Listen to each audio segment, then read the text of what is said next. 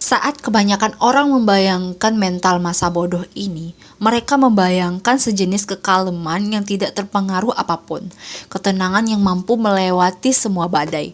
Mereka membayangkan dan ingin menjadi seseorang yang tidak tergoyahkan dan tidak membuat gusar siapapun.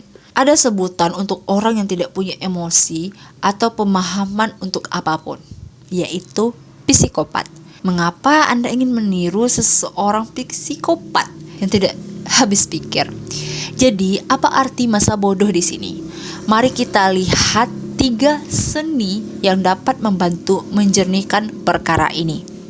Seni pertama, masa bodoh bukan berarti menjadi acuh tak acuh. Masa bodoh berarti nyaman saat menjadi berbeda. Mari kita jernihkan. Sama sekali tidak ada yang dapat dikagumi atau diamini dalam setiap sikap acuh tak acuh. Orang-orang yang acuh tak acuh adalah mereka yang lemah dan ciut hatinya. Mereka tergolong couch potatoes, alias malas bergerak dan tukang usil di internet. Faktanya, orang-orang yang acuh tak acuh sering berusaha untuk bersikap masa bodoh karena dalam kenyataannya mereka terlalu rewel terhadap segala sesuatu. Mereka tergantung dengan apa yang dipikirkan semua orang tentang rambut mereka, sehingga mereka tidak pernah bersusah payah mencuci atau menyisirnya. Mereka risau dengan apa yang dipikirkan setiap orang tentang ide mereka. Jadi mereka bersembunyi di balik sarkasme dan kritik pedas. Mereka takut tidak membiarkan siapapun mendekati mereka, sehingga mereka menampilkan sosok mereka sebagai manusia yang spesial, unik dengan segudang masalah yang tidak mungkin dimengerti orang lain. Orang yang acuh tak acuh takut terhadap dunia dan gaung pilihan mereka sendiri. Itulah alasan mereka tidak sekalipun membuat pilihan yang berarti. Mereka bersembunyi dalam liang kelabu tanpa emosi yang mereka gali sendiri, terserap oleh diri mereka sendiri dan mengasihi diri sendiri, terus-menerus mengalihkan perhatian mereka dari hal yang menuntut waktu dan energi mereka yang disebut kehidupan. Karena inilah fakta tentang kehidupan. Tidak pernah ada yang namanya masa bodoh. Anda pasti memedulikan sesuatu. Sisi biologis kita selalu peduli akan sesuatu, dan karena itu kita akan selalu memedulikan sesuatu. Pertanyaan kemudian adalah, apa yang kita pedulikan? Hal yang kita pilih. Dan bagaimana cara agar kita bersikap masa bodoh terhadap hal yang memang tidak ada maknanya? Ibu saya baru saja ditipu teman dekatnya dan kehilangan uang dalam jumlah banyak. Jika saya acuh tak acuh, saya akan mengangkat bahu, menyeruput mocha, dan mengunduh serial The Wire musim berikutnya. Maaf Bu, tapi bukan itu yang saya lakukan. Saya geram, saya naik pitam, saya berkata, dasar keparat, kurang ajar, lihat aja Bu, kita cari pengacara biar keparat itu merasakan akibatnya. Tahu mengapa? Karena saya sama sekali tidak peduli. Saya akan hancur sekalian hidup laki-laki itu jika memang perlu. Ilustrasi tersebut menggambarkan ketajaman pertama dalam seni bersikap bodoh amat. Ketika kita berkata, keparat, awas, Mark Manson bersikap masa bodoh. Ini bukan berarti bahwa Mark Manson bersikap masa bodoh tentang apapun. Sebaliknya, yang dimaksud adalah bahwa Mark Manson bersikap masa bodoh terhadap kesengsaraan yang menghalangi tujuannya. Dia tidak ambil pusing dengan orang-orang yang geram saat ia melakukan sesuatu yang dirasa benar atau penting atau mulia. Artinya adalah bahwa yang dirasa benar dan penting mulia, Mark Manson ini adalah tipe orang yang akan menulis kisah dirinya sebagai orang ketiga hanya karena dalam pikirannya itu adalah yang tepat untuk dilakukan. Dia hanya masa bodoh. Itu saja. Inilah yang patut kita kagumi. Tentu saja, bukan saya yang harus Anda kagumi dalam kalimat-kalimat di atas. Namun perjuangan dalam mengatasi kesulitan, kerelaan untuk menjadi berbeda, dipandang sebagai orang buangan, sampah masyarakat, semua itu ditempuh demi nilai-nilai orang itu sendiri. Kesediaan untuk menatap lekat-lekat kegagalan dan mengangkat jari tengah Anda ke arahnya. Orang-orang yang tidak peduli dengan kerasnya perjuangan itu, tak peduli dengan risiko kegagalan, masa bodoh akan hal-hal yang melakukan yang mungkin terjadi. Orang-orang yang hanya tertawa lalu kembali mengerjakan apa yang mereka yakini. Karena mereka tahu kalau itu benar. Mereka tahu kalau itu lebih penting daripada diri mereka sendiri, lebih penting dari perasaan mereka sendiri, dan kebanggaan serta ego mereka sendiri. Orang-orang ini berkata, persetanan tidak untuk semua hal, namun untuk setiap hal yang tidak penting dalam hidup. Mereka menyimpan untuk perkara yang sungguh penting, teman-teman, keluarga, target hidup, dan mungkin 1 atau 2 gugatan hukum. Dan karena keputusan itulah, karena mereka memutuskan untuk menyimpan kepeduliannya hanya untuk hal-hal yang besar. Sebagai balasannya, orang-orang jadi peduli terhadap mereka. Karena berikut ini, lagi-lagi adalah fakta tentang kehidupan. Anda tidak akan bisa menjadi sosok yang penting dan mengubah hidup beberapa orang tanpa menjadi bahan candaan dan tertawaan bagi orang lain terlebih dahulu. Tidak akan bisa. Karena tidak ada yang sempurna, tidak ada yang bisa menghindari kesulitan.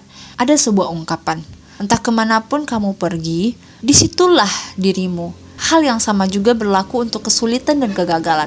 Masa bodoh kemanapun Anda pergi, akan ada 300 kg kesulitan yang menanti Anda. Dan itu tidak apa-apa. Intinya adalah bukan menghindari kesulitan. Intinya adalah menemukan hal sulit yang bisa Anda hadapi dan nikmati. Seni 2. Untuk bisa mengatakan bodoh amat pada kesulitan, pertama-tama Anda harus peduli terhadap sesuatu yang jauh lebih penting dari kesulitan. Bayangkan, Anda berada di toko bahan makanan dan Anda melihat seorang wanita tua berteriak kepada seorang kasir, memakinya karena tidak memperbolehkannya menggunakan kupon 3 sennya. Mengapa wanita itu mengamuk? Toh, itu cuma 3 sen. Akan saya katakan alasannya. Wanita itu mungkin tidak punya hal lain yang lebih baik untuk dilakukan setiap hari selain duduk di rumah mengguntingi kuponnya. Dia tua dan kesepian. Anak-anaknya brengsek dan tidak pernah datang berkunjung. Dia tidak pernah lagi bercinta selama lebih dari 30 tahun. Dia tidak bisa kentut tanpa merasa sangat kesakitan di punggung bagian bawahnya. Tunjangan pensiun adalah tumpuan hidup terakhirnya. Dan dia kemungkinan akan meninggal dengan memakai popok dewasa sambil membayangkan dirinya berada di Candyland. Jadi wanita renta itu pun mengguntingi kupon-kupon tersebut. Hanya itu yang dimilikinya, dirinya dan kupon keparatnya. Hanya itu yang penting baginya, karena tidak ada hal lain yang bisa ia pedulikan. Dan begitulah saat kasir berjerawat berusia 17 tahun itu menolak untuk menerima 1 pun kuponnya.